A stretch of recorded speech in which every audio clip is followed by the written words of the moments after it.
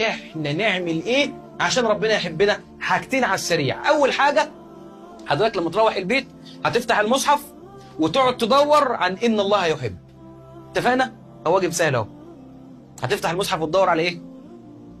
تعمل سيرش يا سيدي على التليفون دلوقتي، هتكتب ان الله يحب، ماشي؟ وممكن تكتب والله يحب، وممكن تكتب الله يحب، لان مش كل الايات ان الله بان المؤكده، لا، دور على الحاجات اللي ربنا يعني ممكن هتلاقي ان الله يحب المحسنين، ان الله يحب التوابين ويحب شوف الحاجات اللي ربنا انا بقول لك باختصار، شوف الحاجات اللي ربنا بيحبها واعملها. اتفقنا؟ رقم 2، اكثر من النوافل، عشان الحديث العظيم اللي معانا، ولا يزال عبدي يتقرب الي بالنوافل حتى احبه فاذا احببته